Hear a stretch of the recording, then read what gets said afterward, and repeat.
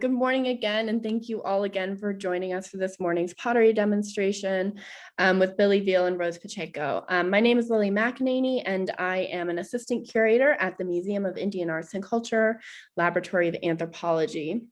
So for those of you who are familiar with MIAC and our programming know that pre-pandemic, we regularly hosted monthly pottery demonstrations in our Bucksbaum Gallery.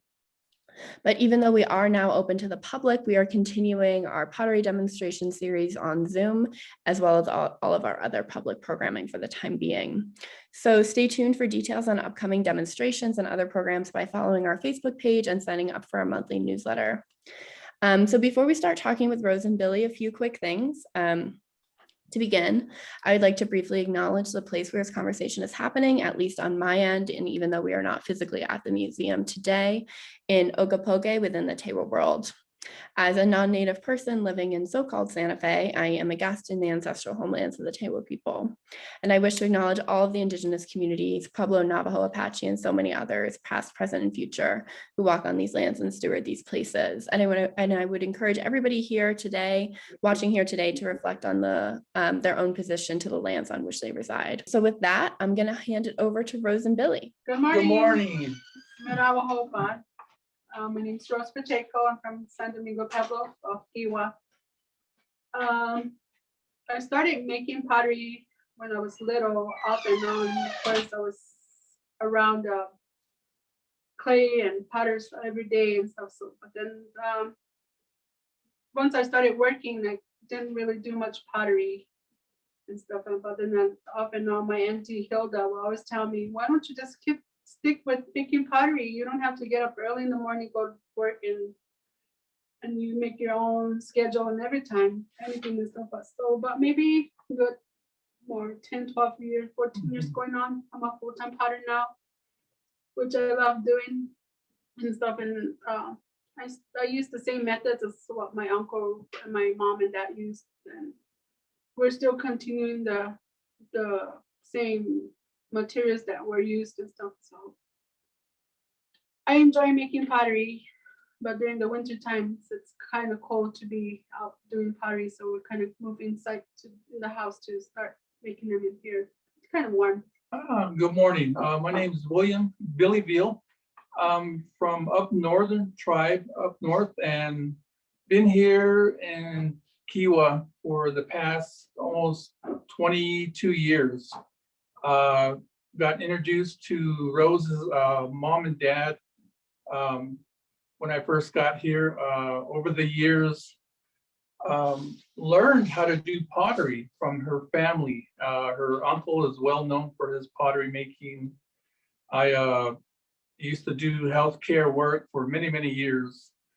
After a while, when her mom and dad had not been doing too well, I started to take over helping her dad with going out, getting the clay, getting the sand, doing some of the heavy lifting for them in the beginning.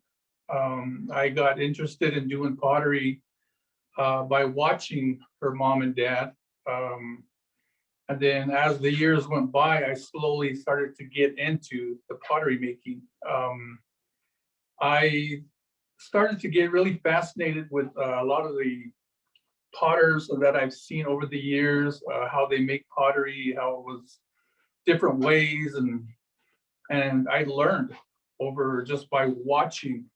And that was one of the things that I was, I didn't learn by going to a class or school, like, people go to college and everything like that. I learned from just being around it and just really enjoying doing it. And that's how I began my career in pottery. I mean, just doing it. And it's just something that I've just been so fascinated with doing. And over the years, it's already been going on 15, 18 years now. And I'm still, every day, I love getting up in the morning and going out there and making something. And so as for me, it's just, I love the art that I love doing and creating things. And at the same time, also carrying on the Pacheco family here, their pottery making. When we lost her mom and dad, it was a big loss for, the pottery here. And so I basically helped, carry the family and keep the pottery going. And that's what I really honor, for them. And that's what really makes me proud to know that, I keep this going and I help the family, and so me and Rose, Collaborate. we tag team and collaborate together. Yeah. And Same way with my parents, that we Yeah. collaborated and stuff. So we're exactly doing the same thing that they do, and we have fun. yeah, so it's something that I know I really enjoy doing every day, and get a chance to talk with the uncle of our family, which is well known, Robert Tenorio, and he likes to come over and we collaborate on a lot of things and talk about and testing paints, and I've noticed a lot of other potters how they do their pottery. It's really interesting. And for us, we still just do the simple, basic, and coil. hand coil. Everything is, just from around here, from this area. Everything is gathered here, and so it's something that I really enjoy. And like our paintbrushes this morning that we're going to be using, I went just right down the road and got, so everything's right around here in this area where we go and get our stuff. So. And of course, the clay here is what we use. We still get it at the same place where my great grandmother used to get them. So we still go to the same area we get them. And then the temper, of course, is what, away from here? But up north, Yeah. up north from here. So this one's they still have to be Sifted. Need to be sifted and everything before we start mixing our clay and stuff. And then with the paints, what we use is mica and the red. Yeah. The red also we use for the base of the pottery, and then the inside of the pottery. Yeah. And also within the designs of the pottery that we paint. And then of course we have we use prickly pear and prune juice for our paint. We kind of moved away from the spinach juice because we kind of wanted to experience other stuff, and then really the prickly pear and prune juice really has been working good for us, so we've stayed with it, of course. My niece, she makes a lot of prune pies and stuff, so she sets aside the juice for us, and then we add it on with the prickly pear. This is the last batch of prickly pear we got from the hotel in Albuquerque. Yeah, from the hotel in Albuquerque, across from the Indian Pueblo Culture Center. They had big prickly pears out there by their cactuses, and we went and gathered some of them for free and boiled them, and then that's how we sifted them and added it to our prune juice, and that's really worked and gave us a really nice black color. And so that's something that we love to experiment with. I love to experiment with different paints to get the black color. Something that it just fascinates me to, I've done so many different, one of my latest was the blueberries. This was all purple, but when I fired it, it came out nice and black. And so it's just something that, and yeah. Also the red that we use on the bottom of the pottery, it comes from La Bajada Hill. There's an area up there that we gathered that, and our mica comes from up north.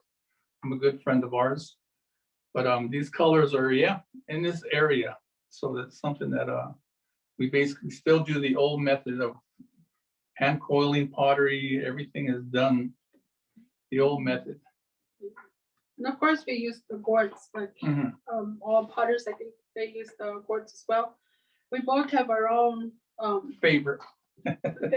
gourds. So this one's my favorite, small. And then this was my favorite, but you can tell it's broke, but I just love using that one. And my brother grows the gourds, so we don't have problem finding gourds every time we need some. And then, of course, the firing we do outside, we still doing the traditional way, using cottonwood barks, is what we used to do our firing.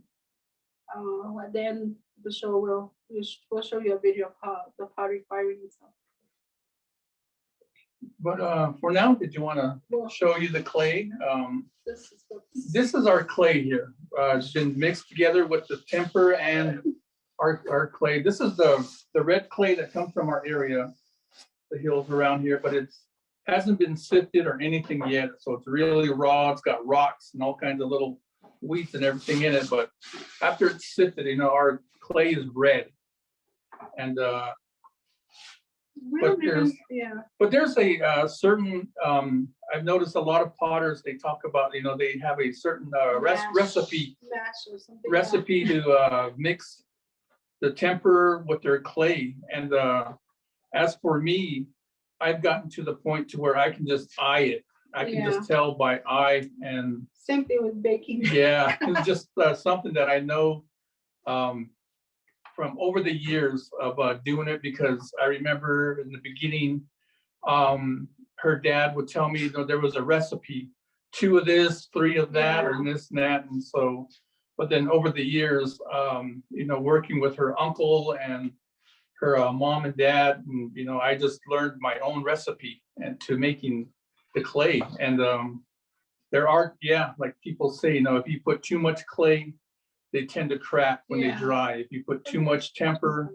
they really don't stand up when you want to use them for like serving bowls or, but that's one thing that's we do when we do make like stew bowls, which they call these. We test them, you know, before we are used, you know, after they're fired and everything, we fill them up with hot Hot water. And what they say that does is what it does, it cures the clay, it hardens the inside, and it, you know, I'll leave them outside for about a whole day and everything was full of water. And then if they didn't crack or anything, then they pass the test. Most of the water, it passes the test. Yeah. And then, but a lot of, you know, like they say, the history of the pottery was, everything was used, you know, nothing was never sold or, you know, put in somebody, no, everything was utilitarian.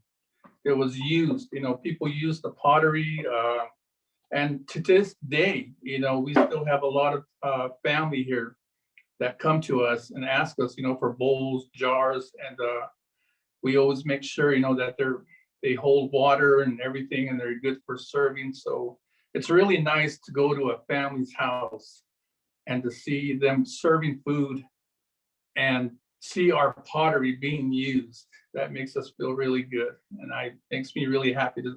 I'll get all excited and I'll tell Rose, look, they're using our bowls, you know, and it just makes me feel really happy to see that. And but it's something that, yeah, we still continue that tradition of making the old pots and the old pottery and everything, and using them for serving, for, you know, for the days that we, you know, whenever it comes up, you know, if there's a celebration or something, yeah, we love to bring them out and use them.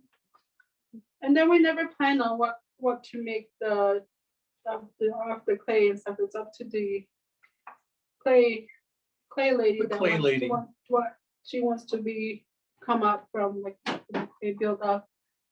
Like, Yeah, it's something that if I go into my workshop and I try to think of a jar or something that I saw, specific, the way we want to make and it. I say, well, I'm going to try to work on that and try to make that shape. I've had it when I first started to learn. I've gone in and I tried and I spent like hours trying to make that shape, and it just wouldn't work. And so I've learned, you know, from the family here that, you know, you don't try to do something like that. You just continue, whatever the clay lady wants it to come out to be is what it's going to come out to be. So that's what I learned. And so now I never plan on what. yeah. So, well, I saw this on TV. I'm going to try to make this pot, but it won't work. Yeah, it doesn't work. And it's just, I mean, I've struggled. I've had days where I've said, I know I can do this. I know I can do this. And it just will not work. And it's, Also, one of our sayings that I have a big belief in now that they've always told me is that you never say towards your pottery making, that everything is negative. Yeah, they're talking Everything's of your negative. pottery from start to. When it's coming and you're building a pot, everything, you never say it's pretty. You always say it's ugly until it gets to this point to where then you can say it's completely pretty. done. Yeah, so it's like how After they the say, firing. Yeah. don't count your chickens till they're hatched. So that's something that I learned from another thing here that I've learned, the Yeah. tradition of Santo Domingo pottery. And but it's big history there. There's a long history of pottery making here. I mean, boy, the history of pottery making here in Santo Domingo goes way back, early, like 1600s. And so it's something that's really fascinated me with the pottery making here. But I'm so proud to, continue with this family and to help continue this method of pottery making. This clay also cannot be thrown on a wheel Yeah, and stuff. So, because we have Billy, of course, he wanted to try it out and try and make some on the wheel, throw it on the wheel and stuff. But my uncle kept telling him, it's not going to happen. It's not gonna work. It's not going to work. So Billy was really determined that he was going to build some pottery. But later on in the afternoon, my uncle came over and asked, so where's the pottery? it didn't work, yeah. And so he did say, "Oh, as I told you." Because I got to a certain point and then it just fall in. And it's just like how they would say, like commercial clay has that elasticity or whatever. This is just, you have to hand pull, you have to slowly build up your pots on this kind of clay. So it's something that I had to learn over, like a lot of people say, trial and error of potters, what you can and what the clay will do and what it won't do. But, as for me being really eager and wanting to do this and try this, and it just, I had to learn that, I won't, Yeah. it won't work. So, If there are any questions, if there's any Answer, questions, yeah. No questions just yet, but I'd love to hear more about the what you guys are doing right now with the clay. Okay, already. We're building little. Just some, little, I'm gonna try to make a little jar here just to show you.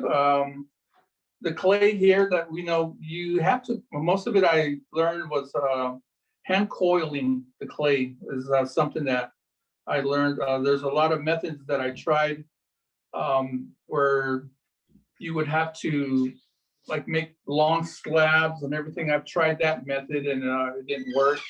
I've done different types of methods, but the coiling method is the only one that I really found that really works good. Bending your pots together is a very, like they say, getting the air bubbles out, stuff like that. That's a very, you got to do that because, if not, if you have air bubbles in your pottery and you're firing, they will, they tend to pop. The whole pot will just blow up. So it's something that I try to make sure that there's no air bubbles in it when I'm scraping or when I'm using my gourds in the water to bring up my pot, my jars. I really have to make sure there's no air bubbles because if there's air bubbles and you don't see it or you don't take them out, it's gonna pop in the firing because our firings are pretty strong and it's a quick firing that we do, but it's a really high firing. I mean, we've had somebody tested it up to one time. We had people here that did it and it was like almost 1400, 1500 degrees. That's pretty hot. So, but as you see here, I'm making sure I'm joining my coils together. Yeah, let me get this here. And the gourds that I like to use, but I usually work on bigger pots. This is just a little sample just to show you. And I can make this, round. I can close it off. I can, depending on what I want to do and what, like I say, what the clay lady wants it to come out to be. And here I'll do the demonstration of my great grandmother's way of making her bowls using her elbow. And we still continue making them like this. We call them the elbow bowls.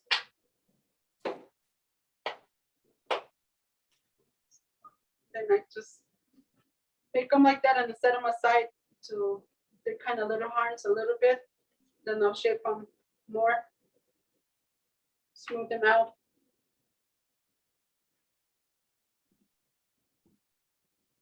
That is The bigger bowls fantastic. I I've use never like- seen those before.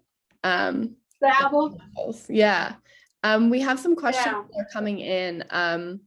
That one from Claire that speaks to maybe the elbow bowls a little bit is how you are able to make your pieces of pottery so symmetrical. When you get it to a stage where what we would use as a knife, scrape. scraping at the scraping part, when we have it at this part, we want it to dry a little bit more. And then when it does start to dry, then we'll get a knife and we'll scrape it and we'll get that nice round curve to it. We'll bring it in, yeah, with the boards and everything. We'll try to get as close as we can to wherever what we're building. And then from there, we'll let it dry just a little bit. But the knife method that we use and then turning it, scraping and taking that excess clay off it is what gives it that, where we can eye it and get that shape to it. That's how we, I do my. Yeah, and we do have a base that we use also to start off with, like a bowl like that. Start building up the bowls and stuff. So yeah, that's how we. Because like a long time ago too, they used to use baskets. So if you've seen the old pots, some of the older potter of Santo Domingo, I've seen the imprint on the bottom of the base of the pottery. They used to have basket. You see that basket imprint, and then another thing that that's how they would start the base and go up and build up from there. The uncle still does that. We've been using just small little bases like or plates to start our building up. But even I know the freehand method is something that we still do. And Yeah, because you take care of them by scraping, like you said, scraping off the excess clay as well. And as it dries as well too, then we sand them off to smooth them and to perfect like the bowls here. But our bowls are heavy because of the clay. So, but it holds food and stuff. So that's what it is. Great. Thank you for sharing that.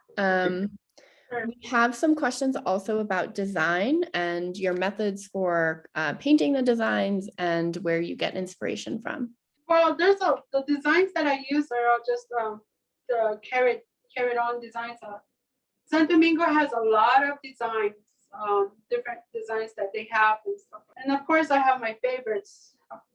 You probably see most of my favorites on the bowls of the tulips, and like this one turned out. The tulip design, and of course, the circle design.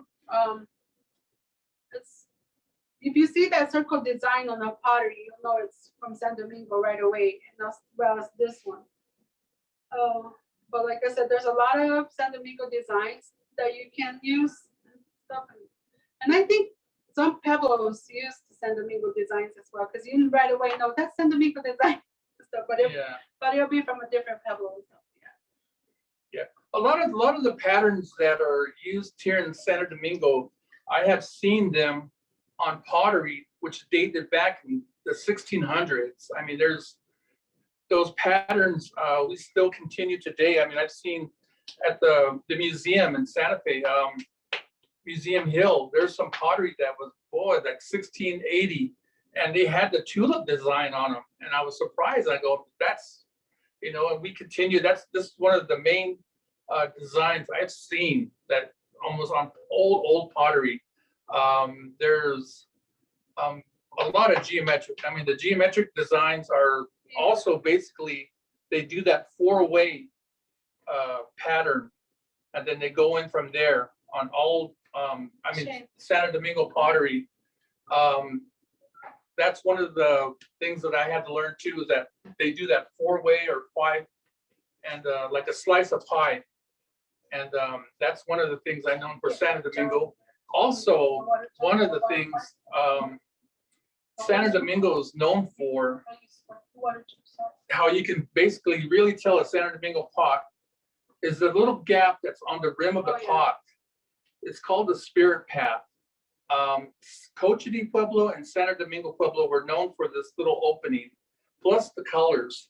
The black, the cream, and the red were basically Santo Domingo. Yeah, that's the only colors that are used on Santo Domingo Pueblo pottery. So that's how, but that little opening on the rim is really the main thing that you can really tell a pottery. Here's one of the water jars that we do. We're known for our designs with the butterflies and flowers. We do a lot of butterflies and hummingbirds on our pottery now. So we're known for our designs, and we use a lot of colors. We use the red and the mica in our designs and stuff. That's a water jar as well. It's shaped square on the bottom, and it's been used so many times already for water. The shape of that piece is really interesting. Yeah, it's like a square on the bottom. Yeah. And then it builds up. Then it goes round, it builds up. But we use a lot of, I use a lot of mica in my paint, and red as well. It's more colorful of our jars and stuff. But then people sometimes order like this, just a simple geometric design jars with no colors and stuff. So, yeah.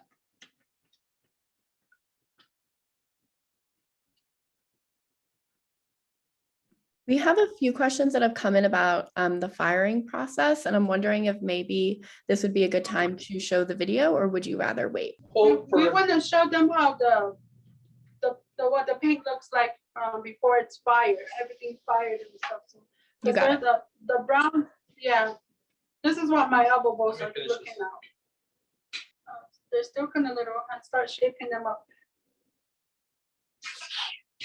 Then the plate size that we do, like something like this, I use my forehead. Finish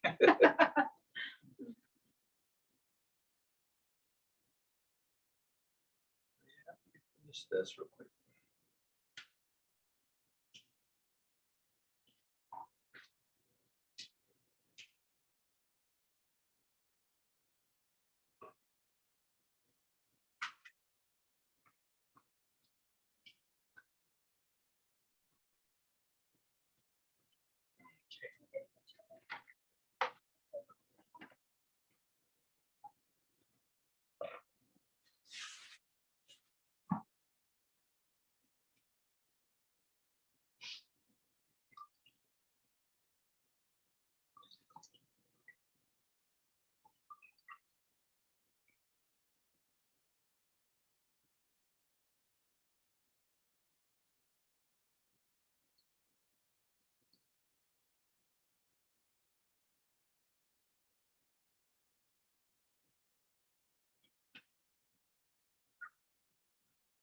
So this is just the start of a little jar, but just to show you, yeah, see.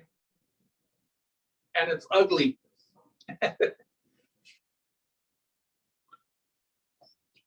Okay. Towel.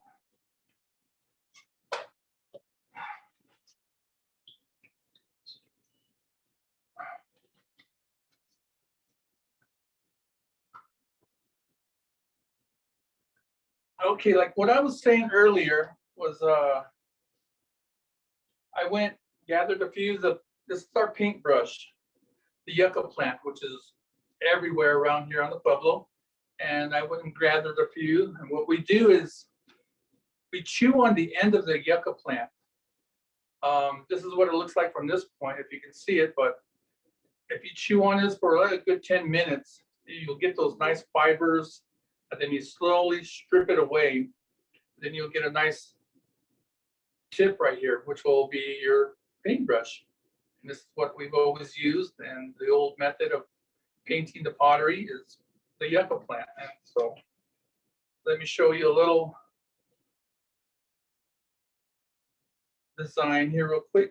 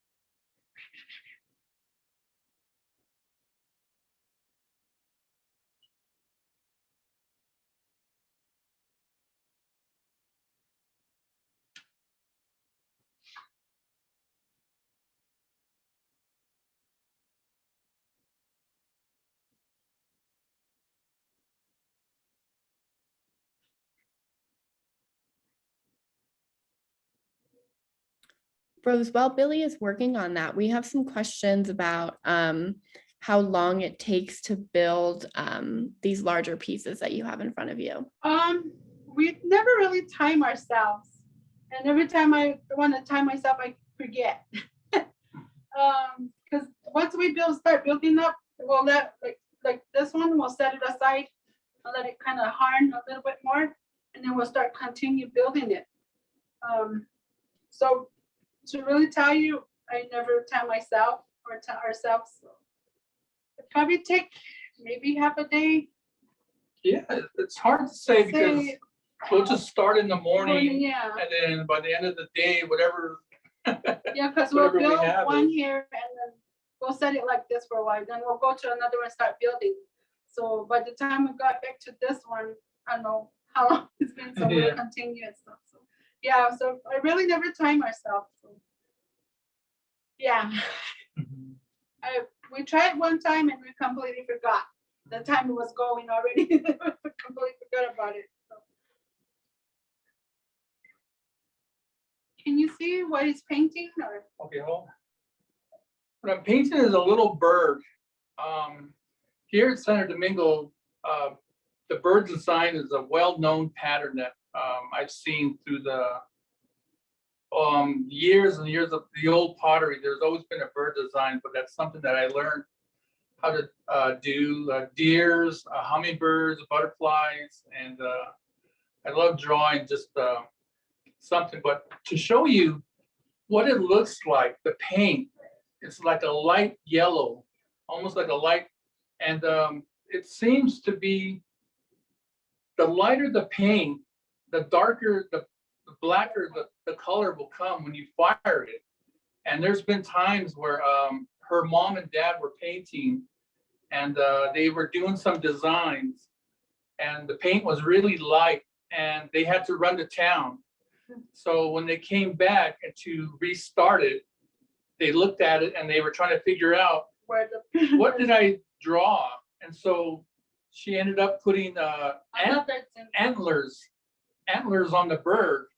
And so she thought it was a deer, but when they fired it, it was a bird with antlers. And so they were like laughing because you can't tell because it'll fade. Really, Yeah, and the thing too, also with the pottery making, this type of pottery making, you have to fire. Once you paint something like this, you have to fire it within a day or two because it'll slowly wear off. And if you were to fire this like 2 days later, it won't be as dark as this. The fresher, the more darker you get. And so it's something that I learned, because I painted pottery, then I left it for like 3 days, and I came back and I went out and I fired it, and it was like really light black. It was like a grayish color. It didn't really So the fresher, you know, you're painting and then you fire, the darker your color will come out, your black. But it's something that I like to show people that, you know, it's not black from the beginning, but it turns black into fiery. And so that's something that's very, you know, but the slip that we have here is something that our uncle, Robert is the only one that holds that slip. And so he's the one that shares with us. And like, you know, at certain time of the year, like Christmas, he used to Christmas, come. he used a handful of that, and it lasts us a whole year.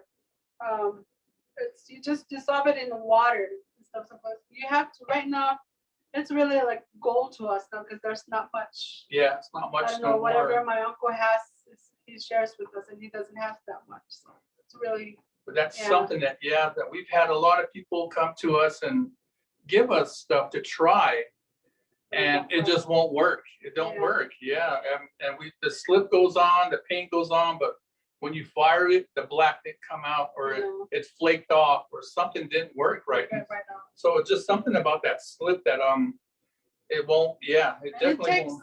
Like maybe 12 to 14 coats of that white slip to put on the pottery in order to have it to that white. So it takes time, and you have to have patience. And then during the summertime, we put them outside to like kind of heat up the bowls, the pottery, and so we'll put one slip on. We'll have and then we'll go back to the beginning until it turns white like that, and then you know it's ready. Then we know, it's hanging. So. Yeah. So now we are very careful using the white slip, because like I said, there's not much to really waste at all. So because I remember my auntie Mary, she used to put the slip on her pottery, and she'll be splashing it all over the place. But now you can't. You gotta save whatever you have and stuff. So yeah.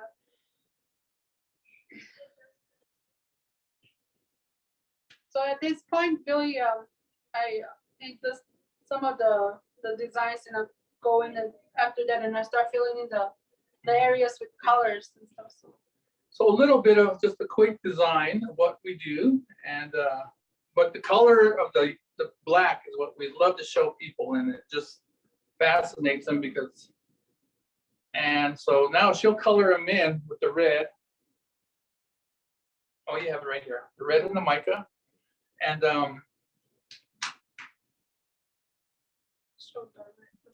we have a question that's come in about why the slip is in such short supply. It came from an area south of our pueblo. The people that where they used to gather that slip, there used to be an area where they were able to go get it. As the years went by, and the people that moved in that area, they basically buried it. They did road constructions and roads out that way. So they basically, what they did, they went over it and they buried it. So it's no longer, you can no longer go out there. The uncle and the family had gone out there one time to go, they allowed them, because it's private property now, but they allowed them to go out there, and they maybe found just tiny little pieces of it. But there was that area that they used to go to, it's no longer there, because there's now roads and construction that goes through there now. And so there's no way to go get it no more. They brought it home like in, it's mostly like dirt. It was mostly like dirt they brought home, but there was only little pieces of that was in that dirt. And so we used to all just sit outside picking them out with tweezers. So whatever we found, we found, but now we can't. It's all buried and we can't. So that's the. So my uncle is the one that holds that white slip for us now. So I don't know how much he has left, and it's So we try to savor it and stuff. So that's really hopefully last us longer. Yeah. Okay. But the colors that she's using, that we use, are the mica, which comes from up north. We have a good friend up there that has the mica. We started to incorporate this color probably maybe about 5-6 years ago into our designs. It was something that we just started to try into our designs, and it just really made the butterflies or whatever we were coloring stand out. And it was something simple, and that people enjoyed watching or looking at it. And so we started to do that, incorporate it, but we always kept the red and the black colors and the slip. And so this is our only color that we incorporate into our pottery, Yeah, is the mica. Yeah, because all the old pottery was just black, cream, and the red. Yeah, so it's something that, and we another thing was too, a lot of the stories were that the red pottery, some of the old pots, if you ever notice, they only did a certain amount of red on the bottom. This part right here was still, you could still see the clay. And that was just from when they had to go out and get the red clay, which is the red paint, which is out there by La Bajada Hill, for them to go out and walk that far, which is like probably about 20 miles, and to carry that back, they had to only bring, so they it had to last them, You can start. You can start showing the. Yeah, you can start showing the firing if you want to show the firing. Yeah, before I do that, it's, I think, really unique to see micaceous elements in Santo Domingo pieces. And we have a question about just what mica is and how you use it. We just use it for paint. The northern people, the hickory. They use it for making pottery. They make the bean. Yeah, the northern tribes are the ones that the Pueblos and Nambe, Piccaries, those northern tribes are the ones that do the micaceous pottery. Over the years where we met, we started to incorporate it we had friends from up north, Piccaries, and then that gave us some of the mica. So we tried to incorporate it into our colors, our designs, and that's how we got started with doing it. But it's something that we just, that's how but mica is just a mineral that comes from, there's different areas here in New Mexico, but it's hard to find it though. That's what people tell us. We had a hard time. People say it's hard to find it. Yeah, so. Okay, so with that, I think I will share my screen, and we have about a 3-minute video for you all today to demonstrate the firing process.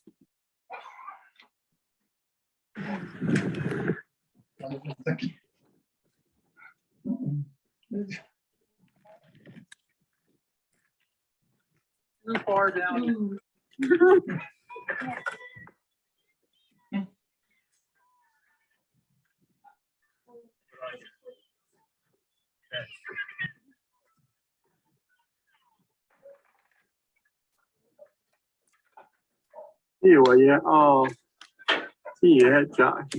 Oh, it's melting from the thing. It's melting the metal.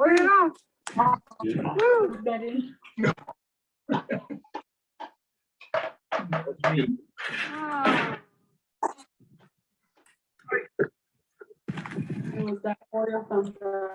Oh yeah, from that.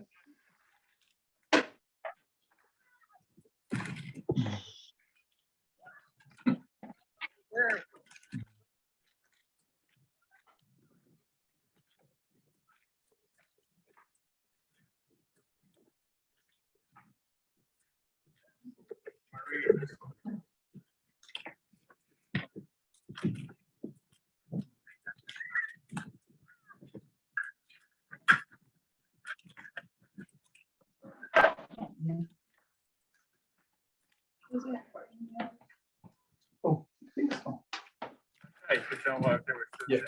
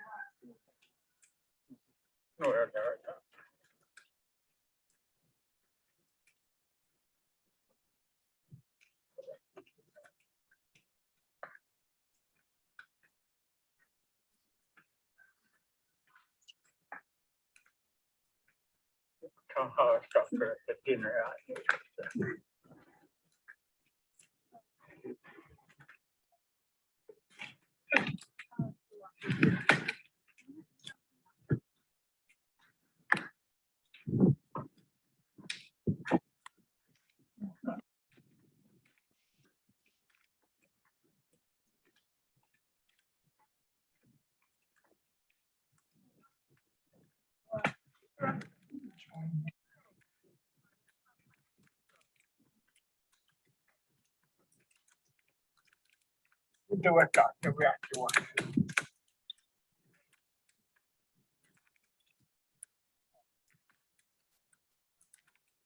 If anybody has any questions, and then we have these, if anybody wants to order anything, we have a email address right here.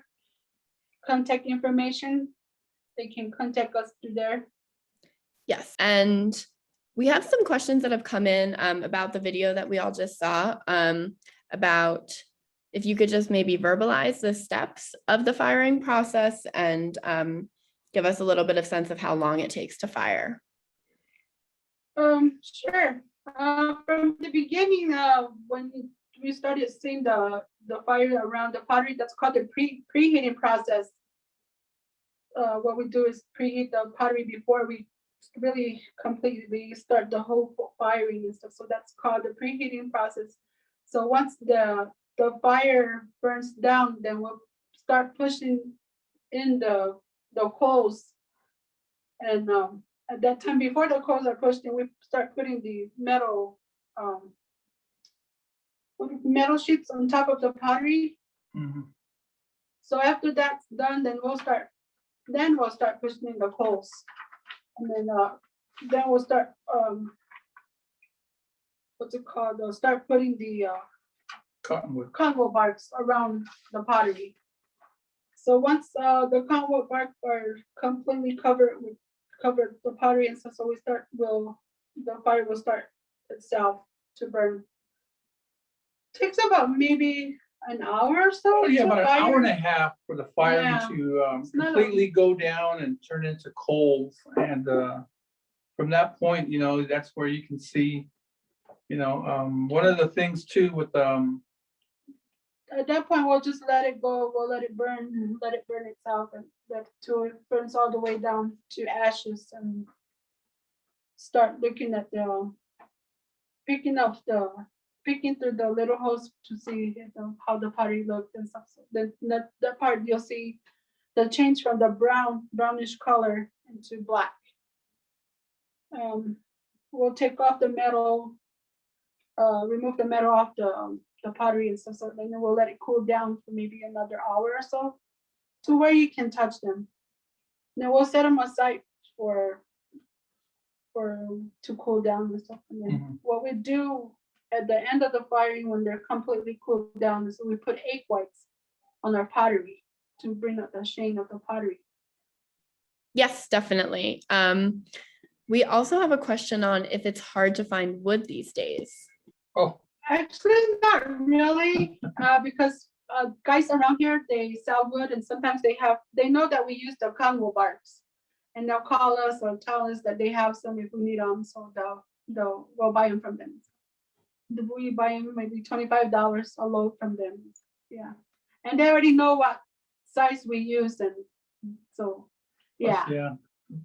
And of course, down the river we have a lot of cottonwood The trees. Rio Grande's like Yeah. So there 2 miles right there. we'll get them there. So, yeah. Some good friends and a good place to be. We have a question about how the pots get the sheen on top. Okay. Like we said, we put egg whites on top of the pottery to bring up the shine. And later on, after we're gonna go selling and stuff before we display, we put a little bit of vegetable oil on a rag, and we'll clean them down and bring the shine again. So that's what we use. Yeah. So the egg whites and vegetable oil. So unless we have any other questions come in, we have a little over 5 minutes left before we need to wrap up. Is there anything else that you would like to chat to MIAC audiences about? I guess that's about everything we talked off the pottery, how making the pottery and stuff like that. So I enjoy making pottery, and you can always look for our pottery. We don't have a website, but people show our pottery, and of course you'll see our pottery with mostly butterflies and hummingbirds. These are most specialty. Everybody wants to order hummingbird. Okay, well, that's great. Then I think we can wrap up a bit early this morning. Thank you everybody for joining, and thank you so much, Rose and Billy, for your time and sharing your expertise with us.